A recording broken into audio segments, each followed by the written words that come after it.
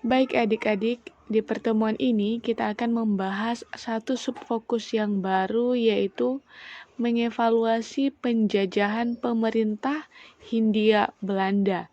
Jadi di materi ini kita akan coba mengupas, kita akan coba membahas bagaimana penjajahan pemerintah Hindia Belanda. Hindia Belanda ini yaitu hubungan antara Indonesia dengan Belanda. Jadi dulu itu orang-orang Belanda menyebut Indonesia itu dengan sebutan Hindia. Nah, kita akan pelajari di materi ini bagaimana penjajahan pemerintahan Belanda terhadap Indonesia. Yang pertama, masa pemerintahan Republik Batav. Republik Batav ini yaitu kelompok-kelompok yang ada di Belanda yang menamakan dirinya kaum patriot. Jadi ada kelompok-kelompok yang ada di Belanda itu, mereka menganggap dirinya adalah pahlawan, mereka menganggap bahwa dirinya adalah kaum patriot. Jadi apa nanti tugas mereka, apa yang dilakukan pemerintahan-pemerintahan atas nama siapakah Republik Batav ini, kita akan mempelajarinya di pertemuan ini. Ada dua masa pemerintahan Republik Batav ini. Yang pertama, pemerintahan Herman Willems Daendels, dan yang kedua, pemerintahan Johnson. Kita akan bahas satu persatu. A. Pemerintahan Herman Willems Daendels. Herman Willem Daendels ini memerintah di Nusantara dari tahun 1808 sampai 1811. Jadi itu sekitaran 3 tahun. Daendels menanamkan 3 semboyan, yaitu liberté yang berarti kemerdekaan, égalité yang berarti persamaan, dan fraternité yang artinya persaudaraan. Jadi menurut Daendels, 3 semboyan ini adalah yang perlu ditanamkan di Indonesia. 3 semboyan ini bisa membantu warga, bisa membantu rakyat Indonesia. Selama Daendels memerintah di Indonesia, tugas utamanya itu pertama, dia mempertahankan Jawa agar tidak dikuasai Inggris. Karena pada masa itu Inggris masih ada di Indonesia, jadi Inggris juga masih menginginkan Indonesia. Jadi Daendels mempertahankan Jawa agar tidak dikuasai Inggris. Kemudian memperkuat pertahanan dan juga memperbaiki administrasi pemerintah serta kehidupan sosial ekonomi di tanah Jawa. Jadi itu adalah tugas-tugas yang dilakukan oleh Daendels ini. Dia memperkuat pertahanan, dia memperbaiki administrasi pemerintahan supaya tidak ada lagi yang korupsi, supaya pemerintahan administrasinya berjalan dengan baik. Itu yang dilakukan oleh Daendels ini. Dalam bidang pertahanan dan keamanan pun Daendels melakukan beberapa hal. Ya, tujuannya tadi untuk memperkuat, untuk supaya dia bisa bertahan, supaya orang-orang rakyat-rakyat Indonesia bisa betah, bisa menerima Daendels ini. Dalam bidang pertahanan dia membangun benteng-benteng, membangun pangkalan angkatan laut, meningkatkan jumlah tentara, juga membangun jalan raya yang panjangnya 1100 km. Kalau adik-adik pernah mendengar itu ada jalan raya yang begitu panjang, itu dari yang ada di Jawa Barat, dari ujung Jawa Barat sampai Jawa Timur, itu adalah pada masa pemerintahan Daendels, sehingga nama itu dinamakan Jalan Daendels. Dalam bidang pemerintahan, Daendels melakukan, dia membatasi kekuasaan raja-raja di Nusantara. Jadi raja-raja yang ada di Indonesia pada masa itu tidak tidak berkuasa penuh lagi, tapi juga diambil alih oleh Daendels. Kemudian membagi Pulau Jawa menjadi 9 daerah. Ini tujuannya supaya sebenarnya tidak ada persatuan, supaya kalau terbagi-bagi daerahnya, maka otomatis kekuatan persatuan Indonesia tidak bisa bersatu. Kemudian kedudukan bupati sebagai penguasa tradisional diubah menjadi pegawai pemerintah yang digaji. Nah, itu adalah yang dilakukan Dendels dalam bidang pemerintahan, dia merubah semuanya. Kemudian kerajaan Banten dan Cirebon dihapuskan dan daerahnya dinyatakan sebagai wilayah pemerintahan kolonial. Jadi itu adalah bidang-bidang pemerintahan yang diubah oleh Dendels ini. Dia mengatakan Banten dan Cirebon tidak ada lagi kerajaannya, tapi ini sudah menjadi wilayah pemerintahan kolonial, menjadi wilayah Belanda. Itu dalam bidang pemerintahan. Dalam bidang sosial ekonomi, Dendels melakukan, dia memaksakan berbagai perjanjian dengan para penguasa Surakarta. Jadi berbagai macam dia lakukan perjanjiannya membeli tanah kah, perjanjiannya antar pekerja kah. Juga dia meningkatkan usaha pemasukan uang dengan cara pemungutan pajak. Jadi tentang pemungutan pajak ini juga termasuk dalam bidang sosial ekonomi yang dilakukan oleh Dendels.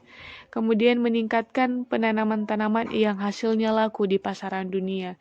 Jadi Dendels ini tidak hanya mengatakan pada orang-orang rakyat Indonesia tidak hanya padi saja, tapi yang perlu ditanam lebih banyak itu yaitu hasil-hasil yang laku di pasaran dunia, misalnya tembakau, tebu, kopi. Jadi itu yang diperbanyak untuk ditanam.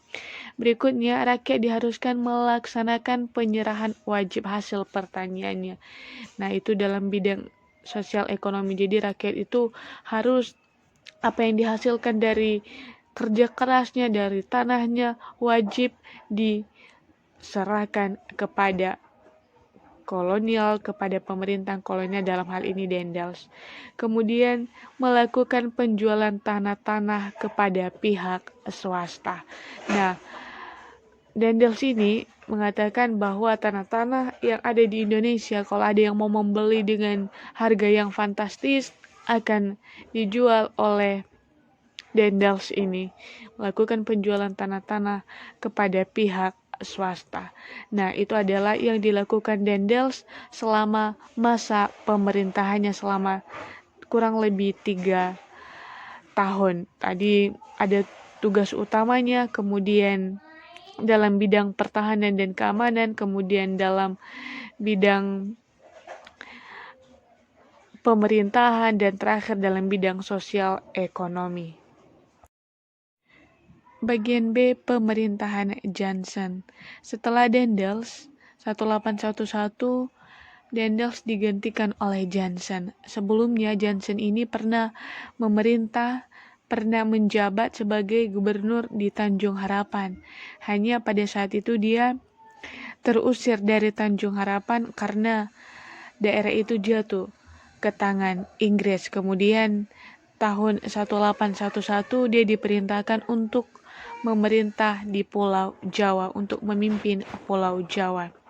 Namun perlu diketahui bahwa Inggris juga sudah menguasai beberapa wilayah yang ada di Hindia, wilayah yang ada di bagian timur ini, selain Indonesia.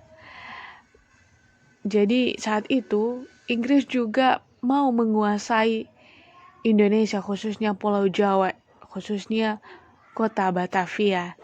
Nah, pada saat si Johnson ini mau memimpin Pulau Jawa, penguasa Inggris juga memerintah Raffles untuk segera menguasai Jawa.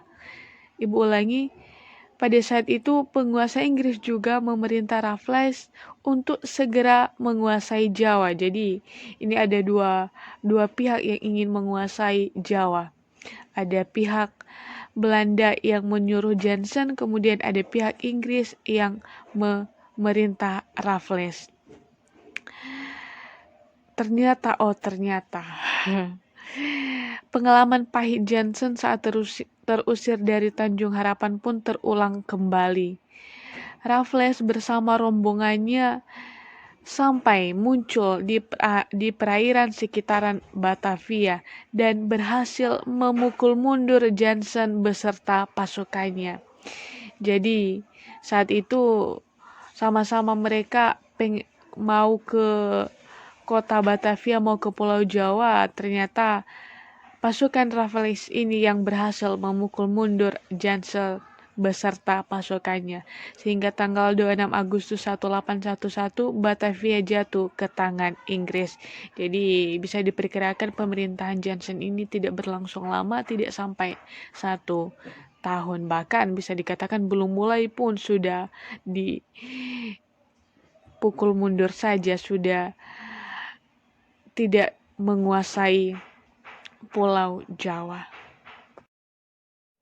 Oke, yang kedua, perkembangan kolonialisme Inggris di Indonesia. Kalau tadi masa pemerintahan Republik Batav, ada Daendels dan ada Jansen yang tadi terakhir dipukul mundur oleh si Raffles, maka berakhirlah kekuasaan Belanda di kota Jawa di Hindia pada masa itu.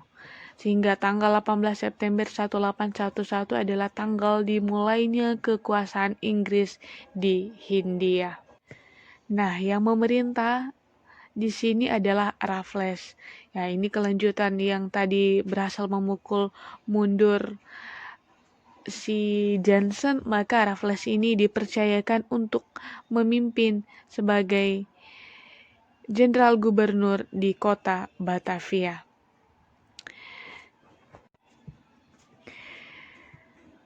Raffles ini memegang 3 prinsip. Pertama, segala bentuk rodi dan penyerahan wajib dihapus dan diganti dengan penanaman bebas oleh rakyat. Jadi berbeda dengan Belanda tadi ya, yang memaksa bekerja, kemudian hasil tanah ini diserahkan kepada pemerintah Belanda, memberi pajak juga hasil tanah yang diperolehnya. Nah, berbeda dengan si Raffles ini, dia menghapus rodi dan penyerahan wajib, juga penanaman bebas oleh rakyat. Kemudian peranan para bupati sebagai pemungut pajak dihapuskan. Atas dasar pandangan bahwa tanah itu milik pemerintah, maka rakyat penggarap dianggap sebagai penyewa. Nah, ini berbeda dengan si Raffles atau Raffles ini berbeda dengan Daendels yang semua lebih banyak merugikan pihak rakyat Indonesia. Raffles coba mengubahnya. Nah, kita akan mengetahui lebih lanjut apakah memang Raffles ini tulus melakukan itu atau hanya supaya dia disukai oleh rakyat Indonesia saja. Nah, kita akan mengetahuinya setelah yang satu ini. Nah, sama seperti yang dilakukan oleh Daendels tadi, dia melakukan beberapa kebijakan, baik itu dalam bidang pertahanan keamanan, dalam bidang pemerintahan, sosial ekonomi. Si Raffles ini juga melakukan beberapa kebijakan. Ada kebijakan dalam bidang pemerintahan dan juga kebijakan dalam bidang ekonomi. Adapun kebijakan dalam bidang pemerintahan yang dilakukan oleh Raffles ini yaitu kebijakan dalam bidang pemerintahan yang dilakukan oleh Daendels ini, pertama dia membagi Jawa menjadi 16 kerasidenan. Kalau tadi si Daendels membagi hanya 9, maka si Raffles ini coba membagi menjadi 16 kerasidenan.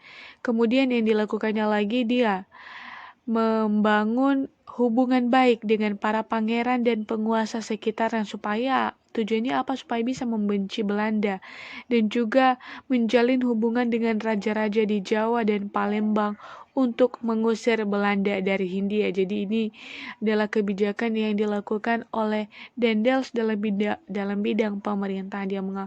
Dia membagi 16 kerasidenan Pulau Jawa, kemudian membangun hubungan yang baik dengan orang-orang, dengan raja-raja, dengan pangeran-pangeran yang ada di Pulau Jawa dan Palembang supaya mengusir Belanda dari Hindia, dari Indonesia. Bagian B, tindakan dalam bidang ekonomi. Dalam bidang ekonomi, Raffles coba menjalankan tentang sistem sewa tanah, pajak, kerja rodi, sistem monopoli itu dihapuskan. Jadi itu adalah kebijakan-kebijakan yang dilakukan oleh Raffles dalam bidang ekonomi. Ketiga, dominasi pemerintahan kolonial Belanda. Tahun 1816, Raffles mengakhiri pemerintahannya di Hindia. Pemerintahan Inggris sebenarnya telah menunjuk John Vandal untuk menggantikan Raffles. Jadi 1816 itu Raffles memang sudah berakhir pemerintahannya dan digantikan oleh John Vandal. Sebenarnya hanya 1814 sudah diadakan konvensi London. Konvensi ini adalah perjanjian antar negara atau kesepakatan yang dilakukan oleh antar negara. Dalam hal ini antar pihak Belanda dan Inggris. Nah, isi konvensi ini mengatakan bahwa Inggris harus mengembalikan tanah jajahan di Hindia kepada Belanda. Jadi, Indonesia kembali lagi ke tangan Belanda. Sejak itu dimulailah kolonial Belanda. Jalan tengah bersama Komisaris Jenderal. Jadi setelah kembali ke tangan Belanda, tanah Hindia diperintahkan oleh badan baru yang diberi nama Komisaris Jenderal. Nah, Komisaris Jenderal ini sepakat untuk menerapkan kebijakan jalan tengah. Jalan tengah seperti apa yang dimaksud? Mereka mengatakan bahwa kekayaan di tanah jajahan langsung ditangani pemerintahan Hindia Belanda agar segera mendatangkan keuntungan. Jadi kalau misalnya sebelumnya si Raffles mengatakan bahwa memberikan kebebasan kepada orang-orang, kepada rakyat Indonesia untuk bekerja mengolah tanahnya, maka Komisaris Jenderal ini sepakat untuk itu tidak diberlakukan lagi, tapi langsung ditangani oleh pemerintahan Hindia Belanda, oleh orang-orang Belanda dalam hal ini. Ternyata jalan tengah yang diambil oleh komisaris jenderal itu ini tidak dapat merubah keadaan. Rakyat tetap miskin, ekonomi tidak meningkat. Akhirnya tanggal 22/1818 pemerintahan mengatakan bahwa penguasa tertinggi di tanah jajahan adalah gubernur jenderal, tidak komisaris lagi. Nah, diunjuklah si Van Capellen sebagai gubernur jenderal. Si Van ini dia ingin melanjutkan strategi jalan tengah, yaitu dengan cara memimpin langsung, mengendalikan langsung tanah dan hasil tanah, dan juga pengambilan sewa tanah. Hal ini memberatkan rakyat dan menimbulkan banyak protes dan mendorong terjadinya perlawanan. Akhirnya Van der Capellen ini dipanggil pulang dan digantikan oleh Dubus.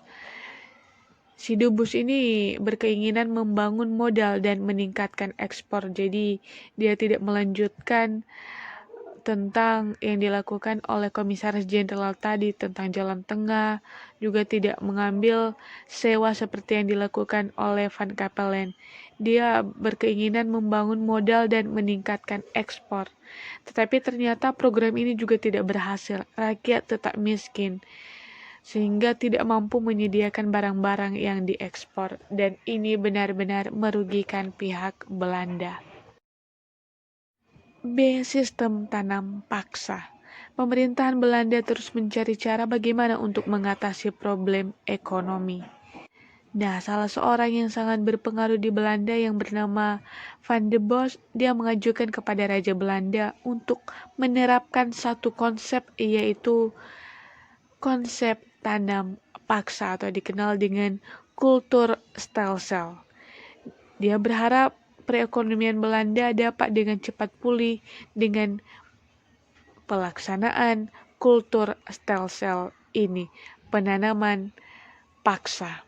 Adapun yang dimaksud dengan tanam paksa ini yaitu mewajibkan para petani untuk menanam tanaman-tanaman yang dapat diekspor di pasaran dunia.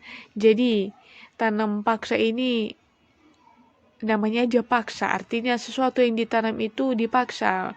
Misalnya kebutuhan sebenarnya rakyat Indonesia lebih membutuhkan padi, maka itu dikurangi. Yang perlu ditambahkan, yang perlu dipaksakan untuk lebih banyak ditanam itu yang laku di pasaran dunia seperti kopi, tembakau, gula. Nah, itu yang perlu ditanam banyak-banyak. Nah, ini adalah sistem kultur stelsel yang dimaksud oleh Van der Bos ini. Tentang tanam paksa ini, sekitar 8 ketentuan-ketentuan yang diberlakukan oleh pihak Belanda terhadap orang-orang Indonesia.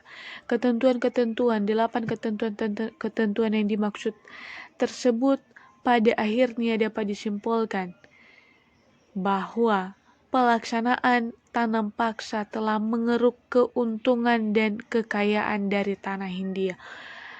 Orang-orang Belanda telah berhasil mengeruk keuntungan dari tanah Indonesia. Bahkan dikatakan sampai akhirnya bisa melunasi hutang-hutang VOC. Kubu-kubu dan benteng pertahanan dibangun. Belanda benar-benar menikmati keuntungan di atas penderitaan yang dilewati oleh orang Indonesia ini. Bahkan tercatat 1831 hingga 1877 kekayaan Belanda mencapai 832 juta gulden. Gulden ini mata uang orang Belanda sebelum akhirnya sekarang diganti dengan euro. Jadi sekitaran 830 juta euro kalau misalnya sekarang mata uang Belanda. Nah, itu adalah kekayaan yang berhasil dicapai oleh Belanda terhadap pelaksanaan tanam paksa ini. Bagian C, sistem usaha swasta. Pelaksanaan tanam paksa memang telah berhasil memperbaiki perekonomian Belanda. Namun lama-kelamaan menimbulkan pro dan kontra. Ada yang setuju dan ada yang tidak setuju terhadap pelaksanaan tanam paksa ini. Ada yang merasa kasihan dan ada yang memang masih tetap setuju terhadap pelaksanaan tanam paksa ini. Adapun pihak-pihak yang setuju yaitu pihak-pihak yang bekerja, pihak-pihak yang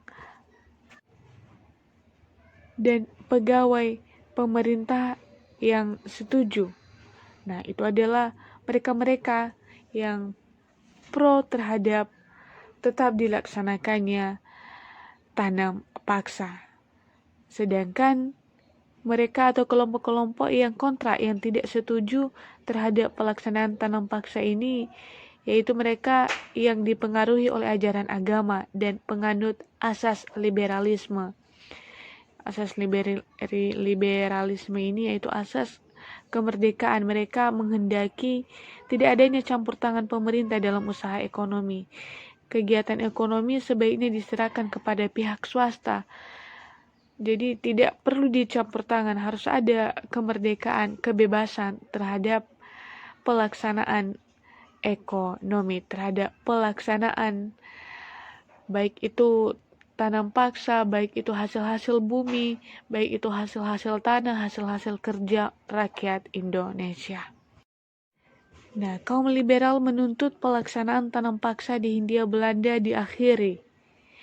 diberhentikan. Hal tersebut didorong oleh terbitnya 2 buku pada tahun 1860,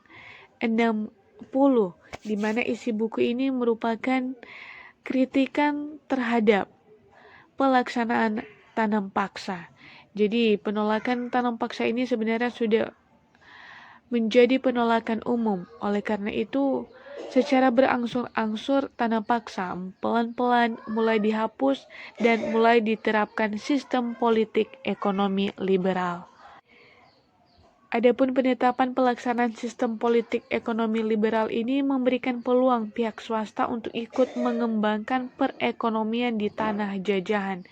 Jadi, orang-orang swasta mereka banyak yang memasuki, mereka banyak yang datang ke tanah Indonesia. Tanah jajahan, tanah Indonesia akhirnya berfungsi menjadi 3. tempat untuk mendapatkan bahan mentah, tempat pemasaran barang-barang hasil industri dari Eropa, dan penyedia tenaga kerja yang murah. Jadi ini adalah efek dari pelaksanaan tanam paksa itu dihapuskan dan digantikan dengan sistem politik ekonomi liberal. Bagi rakyat Bumi Putra, bagi rakyat Indonesia, pelaksanaan usaha swasta tetap membawa penderitaan. Ya tadi tanam paksa, ya tadi juga sebelumnya tentang jalan tengah sampai terakhir usaha swasta. Tetap semuanya masih membawa penderitaan. Pertanyaan rakyat semakin merosot, pelaksanaan kerja paksa masih terus sebenarnya dilakukan, seperti pembangunan jalan raya, jembatan, jalan kereta api, saluran irigasi, benteng-benteng, dan sebagainya. Di samping melakukan kerja paksa, rakyat juga masih harus membayar pajak. Sementara hasil-hasil pertanian banyak yang menurun. Kerajinan-kerajinan rakyat mengalami kemunduran karena terdesak oleh alat-alat yang lebih maju, misalnya alat transportasi tradisional semakin terpinggirkan. Dengan demikian dapat disimpulkan semua kebijakan-kebijakan baik tadi yang dilakukan oleh Belanda sampai yang dilakukan Inggris sampai lagi kembali ke tangan Belanda, semua kebijakan-kebijakannya masih tetap membuat Indonesia menderita. Oke adik-adik, kira-kira demikian materi untuk pertemuan kita kali ini tentang mengevaluasi penjajahan pemerintahan Hindia Belanda. Tadi ada 3 subfokus yang kita bahas, masa pemerintahan Republik Batak, tadi ada Daendels dan ada Johnson, kemudian masa pemerintahan kolonial Inggris, tadi ada Raffles, kemudian kembali lagi ke tangan kolonial Belanda yang tadi menerapkan beberapa kebijakan, ada mulai dari jalan tengah bersama komisaris jenderal, ada tadi tanam paksa, dan terakhir tadi sistem usaha swasta yang semua kebijakan-kebijakan yang dilakukan oleh para penjajah ini adalah untuk keuntungan mereka sendiri tanpa memperhitungkan penderitaan yang dilalui oleh rakyat Indonesia. Oke, terima kasih untuk hari ini. Sampai jumpa di pertemuan selanjutnya. Tetap jaga kesehatan. Sarang heo.